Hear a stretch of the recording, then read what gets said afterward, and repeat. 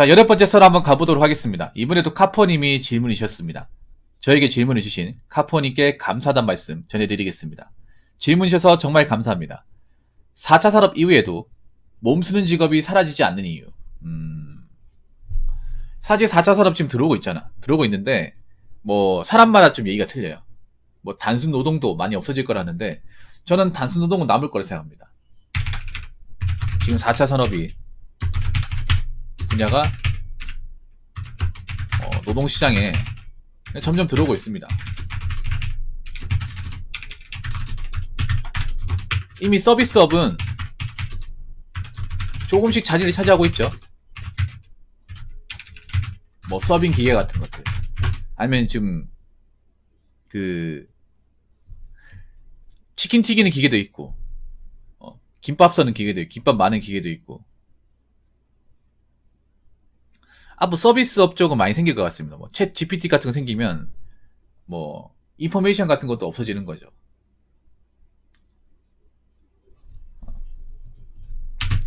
근데 제조업도 이 대기업의 경우에는 지금 로보타가 진행되고 있죠. 그래서 뭐 단순 노동,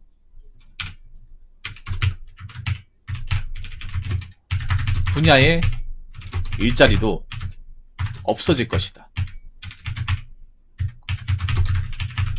뭐 생산직 아니면 운전직 같은 거 없어질 거라는데 저는 좀 다르다고 봅니다. 줄어들긴 하지만 없어지진 않을 거예요. 줄어들 수는 있어도 없어지기는 힘듭니다. 왜 그런 말 있어요. 뭐 자율주행차 나오면 아마 우리 카폰이 들어봤을 거예요. 자율주행차 나오면 뭐 운전으로 먹고 사는 사람 필요가 없다고 하는데 저는 시기상조라고 봅니다. 완전한 시기상조.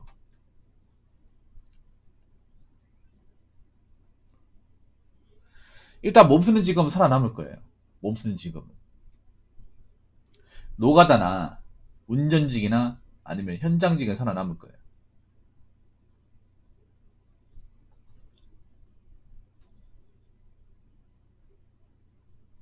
그래서 일단 운전직의 경우에는 자율주행차가 나와도 워낙에 운전이라는 게 변수가 많죠.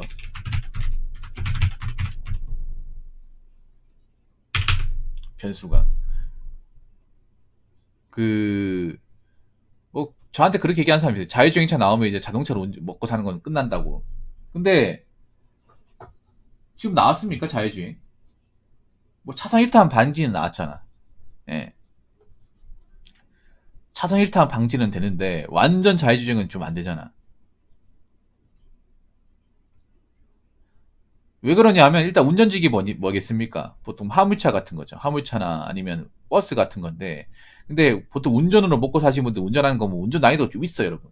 쉬운 게 아니에요. 버스 같은 운전 난이도가 꽤 있습니다. 왜냐하면 버스가 여러분 아시겠지만 버스 운전하시면 기사분들 보면 코너링 가는 거 보면 굉장히 아슬아슬하게 가지 않나요? 여유있게 가는 게 아니라. 그리고 버스 운전하면 약간 좀 사고 날 만한 그런 장면들이 쉽게 노출됩니다. 그 말은 뭐냐면 운전 변수가 일반 우리가 운전하는 것보다 변수가 많다는 거죠. 버스 운전하다 보면 박을 뻔한 적 굉장히 많아요. 박으랑 말랑하는 거. 갑자기 끼어들고 해가지고. 차 급정거하면 버스 같은 게 움직임 막 크죠, 이게. 그럼 막 넘어지는 사람도 있어요. 갑자기 막 칼치게 들어오면. 아니 버스가 막 그 정류장에 비집고 들어가는 거 있잖아. 보면 굉장히 아슬아슬하게 들어가잖아. 근데 그게 자율주행은 되겠냐고. 그런 것들. 그리고 화물차 같은 경우 여러분들 왜 좁은 공장 같은 데 들어간 일 있거든요. 납품할 때 좁은 공장. 그런데 보면 제가 봤을 때 자율주행은 버거워. 화물차가 보면 굉장히 좁은 데 들어가거든요. 넓은 데만 들어가는 게 아니에요. 굉장히 좁아 터진 데도 막 들어갑니다. 그러면 그게 단순한 프로그램만으로는 힘들어요. 뭐 주행 같은 거 가능하겠죠. 그러니까 주행. 뭐 고속도로 주행 가능하겠지만 완전한 완전한 자유주의는 좀 힘들 거라 생각합니다. 완전한 자유주의. 그러니까 사람이 손 하나 까딱 안 하고 주차에 시작해가지고 목적지까지 다 가는 건 힘들 거라 봐요.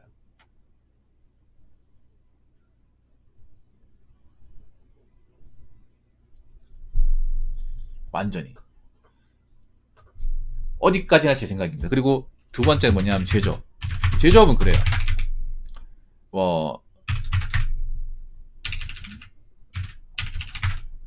모든 분야에 로봇 기계를 도입하기는 한계가 있어요. 이게 무슨 말이냐면 뭐 그런 말 하는 사람이 있습니다. 이제 로봇이 공장에 들어오면 사람들이 일할 사람 없다. 근데 저는 뭐 맞는 말이긴 한데 틀린 말도 있다고 생각합니다. 왜냐하면 사람들이 그걸 몰라. 이 로봇 기계가 얼마나 비싼지 모릅니다. 공장에 일해보지도 않은 사람이 로봇이 들어오면 일자리 없어진다 그래. 대부분 공장에서 일해본 사람이 없어요. 제조업 일한 사람, 경험이 없는 사람이야. 아니, 그리고 그 공장 일하는 그 기계 설비가 얼마나 비싼지 몰라요. 거의 집 한 채 가격인데.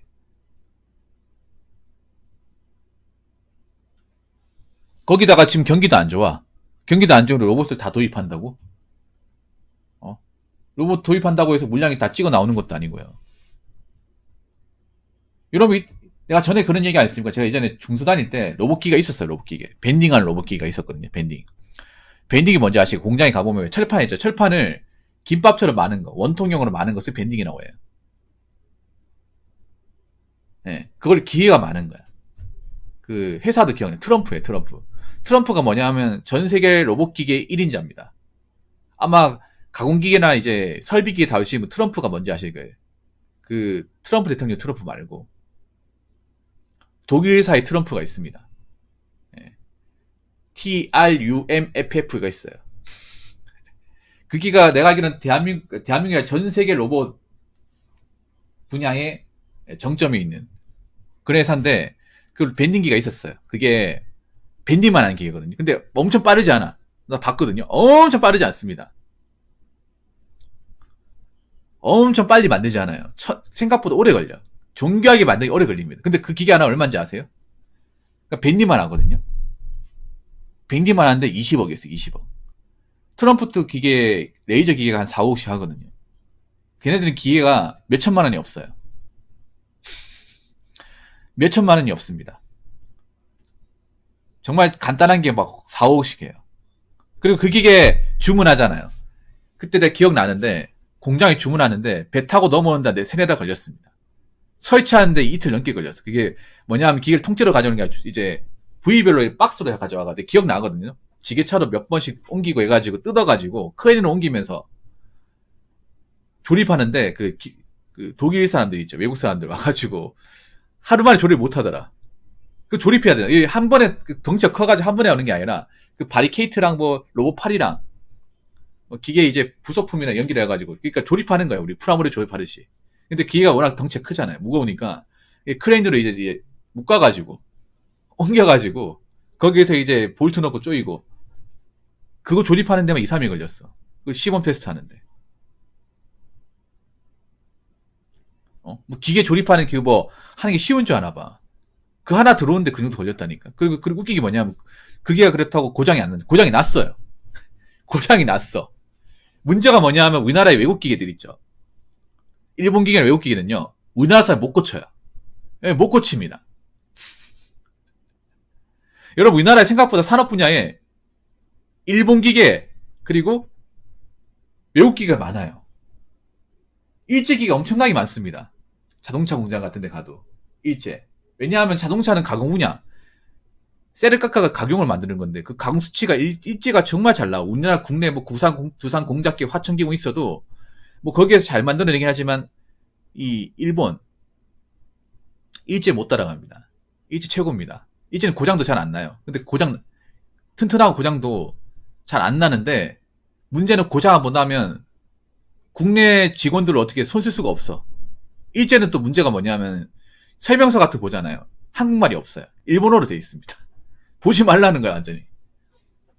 일본 기계 마친 사람도 조작법만 알지 이거 고장 났을 경우 세팅값 이런 거 잘 몰라요.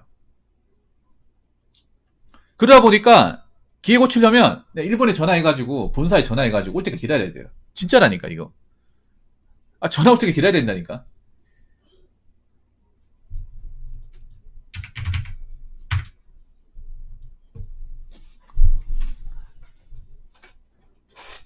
그래서 아마 중소기업은 못 도입할 거예요.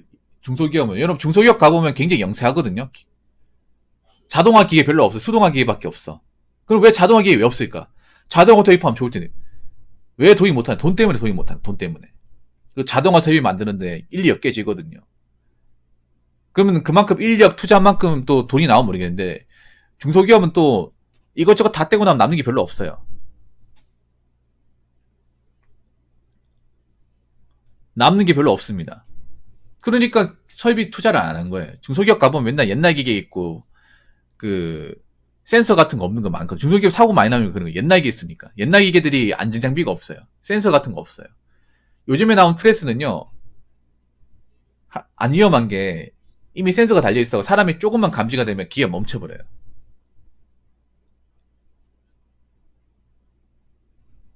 작동이 멈춰버려, 알아서.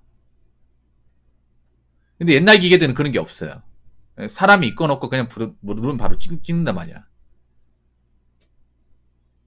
공장 같은 데 가보면 그 외국 사람들이 앉아가지고 있잖아요. 그냥 버튼을 위에서 탁 치는 거 있죠. 그게 옛날 기계거든. 그거 쓰는데 아직까지 있어요, 중소기업 가보면. 왜냐면 그게 싸니까.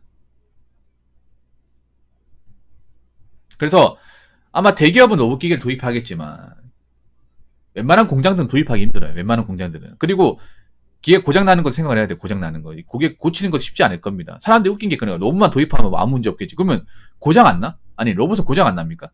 오히려 비싼 물건일수록 고장 더 잘 납니다. 비싼 물건일수록. 하다못해 자동차도 고장 나는데 로봇은 왜 고장 안 나요? 특히 국내 거는 고장 더 잘 나. 국내에서 로봇 만들었다가 더 고장 날라요. 국내 자동차 보면 알잖아. 우리나라 왜 AS 센터가 많을까요? 잘 고장 나니까. 우리나라가 왜 주변에 뭐 현대, 기아 그 영업소가 많을까요? 잘 엎어지니까. 부품이 오래 버티지 못하니까.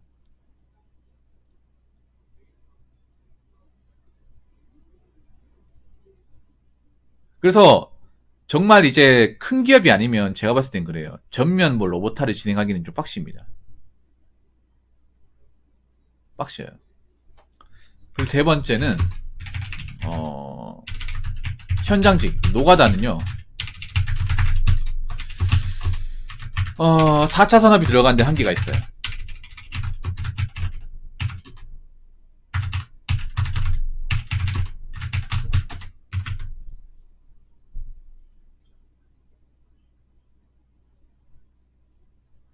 왜냐하면 노가다 같은 일해본 사람도 알겠지만 로봇이 들어갈 수 있는 데가 없어요. 아 맞다, 그건 있겠네요. 뭐 벽돌 같은 거 미장하는 로봇은 있겠네요. 아니면 시멘트 저어주는 로봇이 있겠네요. 그래도 나머지 부분은 또 남자가 해야 돼. 사람이 해야 돼요. 그런 거 있으면 좋겠네. H빔 세워주는 로봇이 있으면 좋겠네요. 그런 걸. 왜냐면 그거 할 때 제일 위험하거든, 사실. 사실 그런 거 있었으면 좋겠다. 아시바 해줄 로봇. 아니, 트랜스포머처럼 아시바처럼 만들어줄 로봇 있으면 안 되나? 변신해가지고. 사실 로봇이 필요하긴 해요. 4차 산업에. 그런 거 있잖아요. 뭐, 이제, 비계 같은 거 만드는 로봇 같은 거. 왜냐면 그 수작업 제일 위험하거든, 사실. 건설 중에 가장 위험한 게 아시바야, 아시바. 팔판 만드는 거. 조선도 가장 위험해. 족장이거든, 족장. 여러분들 건물 보면 외곽에 사람들 지나다니라고 빨판 같은 거 올려놓은 거 있죠. 그게 진짜 위험하거든요, 여러분. 그 사람이 직접 있잖아요. 들고,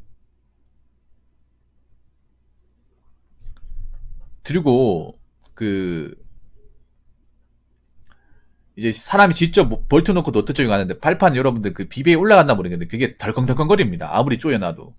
사람이 쪼이다 보니까 어디는 꽉 쪼였는데 어디는 또 느슨하게 쪼였어. 그러면 덜렁덜렁거리면 여러분 노가다 현장 가보면 여러분 왜 빌라나 상가 건물 가보면요. 걸어가긴 하는데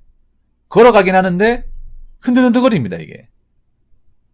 나름 자기들이 고정해놨다고 하는데 걸을 때 흔들흔들거리기 거예요. 저기 계속 밟고 지나가다가 갑자기 이제 고정 볼트가 풀리면 떨어지는 거야, 이게. 빠지면서. 비싸죠. 그러니까 그런 기계들이 할 수 있는데 비싸고, 그리고 기계들이 올라갈 수 있는 높이라는 게 제한이 있잖아요. 건물이라는 게 중요한 게 뭐냐 하면 우리가 건물 높이 짓잖아요. 높이 짓는데 저 로봇이 들어갔을 때는 또 높이에 제한이 걸릴 거 아니에요. 제한이 걸리잖아요. 여러분 그 왜 아파트 짓는 것도 있잖아요. 거의 수작업이 수작업. 여러 아파트 고층 아파트 빌딩 짓는 것도 지금 현대 건물 짓는 거 다 수작업이잖아. 아파트 짓는 것도 여러분 있잖아요. 크레인 있죠. 그 유튜브에 보면 극한 직업 여러분 아파트 고층 아파트 크레인 작업하시면 보면 어떻게 하는지 아세요? 크레인 그 이제 테트리스 하듯이 있잖아요. 한 층 짓고 올라와서 한 층 짓고 하면서 크레인 높이 올리죠. 그걸 이제 한 층 짓고 거기 높인 다음에 거기에 이제 크레인 이제 지지대 같은 거 올려서 쪼이고 사람이 쪼입니다. 그거 사람이 직접 쪼이고 나서 거기에 크레인 얹고 또 작업하다가 한 층 올라가고 또 크레인 높이고 한 층 한 층 한 층 한 번에 쭉 올라간 게 아니에요. 그 또 풀 때 사람이 또 해체해야 돼. 그 건물 잘 지으면 크레인 높이 있잖아요. 아파트 현장 가면 왜 크레인 높이 있잖아요. 그 타워 크레인. 그 사람이 다 일일이 쪼이고 다 한 거야. 그러다가 이제 작업 끝나잖아요. 그러면 다시 해체해야 돼 그거. 해체하는 것도 일이 해체하는 것도. 다시 역순으로 가는 거죠. 다시 위에 거부터 제거, 또 제거, 제거, 제거, 제거, 제거. 그래서 제가 봤을 땐 그래요. 물론 이제 예전보다는 뭐 일자리가 줄 수 있지만 완전히 없어지기는 저는 좀 힘들지 않을까 생각을 합니다. 그래서 이런 좀 유치적인 노동을 하는 분야는 앞으로도 살아남을 것 같아요. 앞으로도. 물론 사람마다 다르겠지만 어디까지나 제 생각입니다. 아무튼 좋은 질문을 주신 카푸어님 정말 감사합니다. 자, 이상으로 8번째 썰 마치도록 하겠습니다.